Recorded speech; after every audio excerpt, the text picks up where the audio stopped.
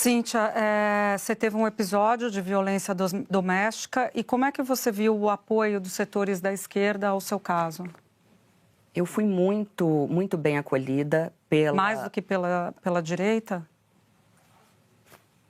Infelizmente, mais. Não que eu não tenha recebido o apoio da direita, eu recebi apoio de muitas seguidoras, abraços em palestras, até quando eu fui palestrar em Portugal, em 3 palestras que fiz lá, eu recebi muito apoio, sim. Mas as críticas vorazes que teceram contra mim vieram de mulheres de direita. Mas eu não me sinto ressentida, eu não tenho ressentimento porque eu fui uma delas. Essa é a questão. Houve um episódio durante o meu casamento em que o meu ex-marido lançou uma faca contra mim. Isso está no boletim de ocorrência que foi vazado. E eu me lembro de que no dia subsequente a essa agressão, eu fui para os meus stories e acabei com a raça das feministas. E falei aquilo tudo que eu já falei, que eu não gostaria de repetir aqui. Falei. E eu entendo, sabe criança que pratica bullying na escola? É justamente a criança que sofreu violência, que sofre violência em casa. Então, eu olho para trás, agora, talvez mais madura, eu olho para trás e vejo que a raiva que eu tinha das feministas vinha da raiva que eu tinha daquilo que eu vivia na minha casa, no meu casamento. Então, eu precisava externar isso. Era um processo de negação. Porque a partir do momento em que essas mulheres tocavam naquele assunto, que a minha mãe desconhecia, que os meus amigos desconheciam, que todos desconheciam, até porque eu o tempo todo falava bem do meu casamento para que eu mesma acreditasse que eu havia dado certo. Porque o que a mulher conservadora quer? Ela quer dar certo na família, ela quer dar certo no casamento. Então, eu me lembro disso. Os piores vídeos que eu fiz contra as feministas foram justamente em dias subsequentes a agressões mais graves que eu sofri. Então, quando eu vejo uma parcela da direita acabando com a minha raça, eu não me sinto, eu não quero me vingar, o meu sentimento não é de raiva, o meu sentimento não é de ódio. Eu peço a Deus que em algum momento elas entendam que elas estão agindo contra elas mesmas. Logo, concluindo, eu não tenho ressentimento.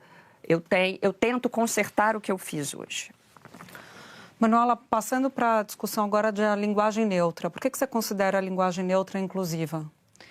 Porque incluía todas as pessoas da maneira que elas gostariam ou gostam de ser chamadas. Mas tu me permite, Júlia, não na condição de mediadora, mas eu queria dialogar com o que a Cíntia trouxe, porque eu acredito que ela trouxe muitas coisas importantes para nós mulheres e talvez a coragem da Cíntia ter exposto a situação de violência doméstica e de ter reconhecido o suporte de mulheres de esquerda, como as bancadas da Assembleia Legislativa, que defenderam a cassação do seu agressor, né, de um deputado agressor, que segue desfilando como se tudo tivesse correto, mesmo que agrida uma mulher. Mesmo após o indiciamento. Mesmo após o indiciamento. Essa coragem da Cíntia é talvez o fato mais importante que tenha acontecido para a gente debater violência doméstica no Brasil nesse ano que passou. Primeiro porque ela conecta aqui uma dimensão que nós mulheres públicas, temos nos esforçado muito para fazer as pessoas compreenderem.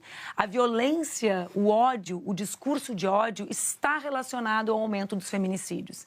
Não é casual que nós tenhamos organizações de extrema-direita que estruturam os seus discursos a partir de postagens falsas, por exemplo, com a presidente Dilma de pernas abertas, ou comigo, com meu corpo mutilado, ou que se organizem a partir de ameaças de estupro a mim e as filhas das parlamentares, e que isso não resulte numa autorização desse comportamento violento por todos aqueles que acham que isso pode fazer parte da sua vida. Então, esse é um aspecto muito importante.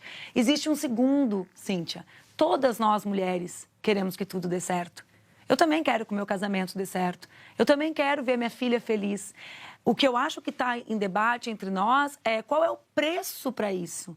Né? Para mim, é visível que uma parte dessa felicidade, não minha, das mulheres do Brasil, da imensa maioria das mulheres que não tem a condição que eu e tu temos, né? Está na possibilidade de políticas para as mulheres serem construídas. Ter a creche faz uma mãe feliz.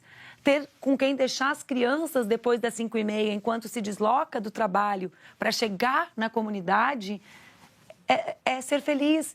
Não ter o filho morto pela violência do Estado é ser feliz. E eu falo só sobre esses temas corriqueiros para que a gente conecte a pauta das mulheres com os grandes temas do país. Não ficar no posto de saúde esperando a ficha e perder aquele dia de trabalho. Então, quando tu falas isso, eu entendo as mulheres conservadoras, porque há uma construção social de que a nossa felicidade se dará dentro de um relacionamento. O que nós feministas afirmamos não é que essa não é uma possibilidade, mas é que existem outras possibilidades, né? E que é preciso explorá-las e que elas passam, sobretudo, pelo reconhecimento de que um conjunto de políticas públicas são imprescindíveis para que as mulheres vivam melhor no nosso país. Então, eu te falei isso nos bastidores, né? Eu preferia 1000 vezes não ter visto o teu vídeo, porque o teu vídeo é fruto de algo que eu luto a minha vida inteira para que nenhuma mulher passe, que é uma violência brutal, a violência mais brutal que pode haver, que é da pessoa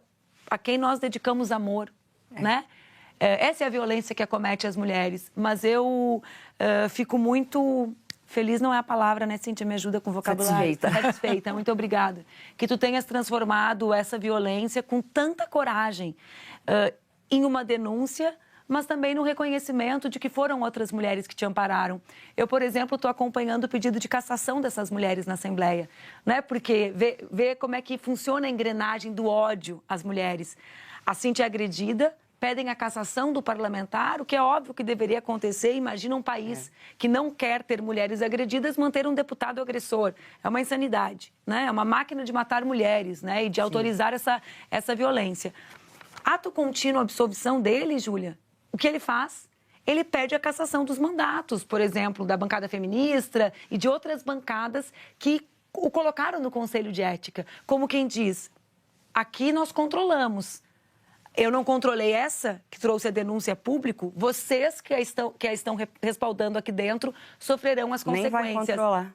Né? Nem vai controlar. Agora, uma coisa interessante, na minha opinião, eu não sou uma estudiosa do feminismo. Eu nunca li um livro sobre o feminismo. A minha vivência é uma vivência de quem sentiu na pele, na carne, fisicamente, psicologicamente, as dores das consequências do machismo.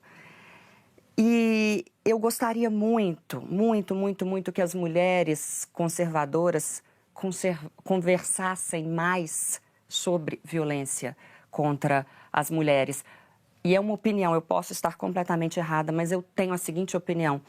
A feminista tem menor chance de sofrer agressão porque está mais preparada para lidar com o agressor.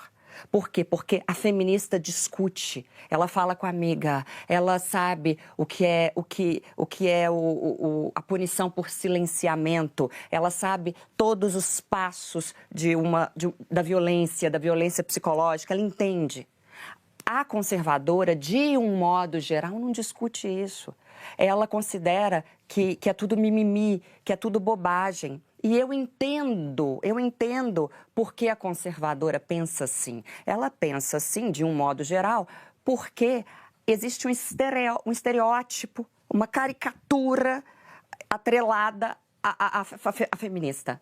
E essa caricatura faz com que a conservadora não queira tratar de nenhuma pauta feminista. E nesse jogo todo, nós perdemos. E aí fica a minha pergunta para você, Manuela. Não seria o caso de as feministas terem uma comunicação um pouco mais empática com as conservadoras, para que vocês consigam atrair cada vez mais mulheres? Porque, conforme eu disse no início, o movimento precisa ser suprapartidário. Vou te contar uma coisa curiosa, Cíntia. Quando eu comecei a fazer política, eu já era uma mulher de esquerda e eu não me dizia feminista. Porque eu achava que debater as coisas das mulheres me faria uma política menor. Que eu precisava debater os grandes temas. Economia, infraestrutura, soberania nacional, geopolítica. Eu achava que aquilo me daria, digamos, essa condição do status da política, né? E foi a política, e foi a vida institucional que fez eu me dar conta que nada disso valia. Porque quando eu cheguei na Câmara de Vereadores ou no Congresso Nacional com 25 anos, foram, às vezes, até mulheres, e a Júlia se lembra um pouco disso, que me menosprezavam e diziam que eu era bonitinha.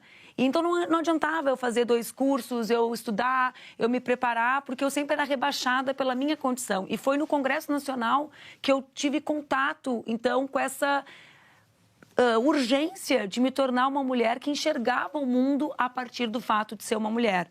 E eu não sei se nós temos que ser mais empáticas, se é essa a expressão, mas eu acho que nós temos que ter mais compromisso e mais generosidade pedagógica uns com os outros.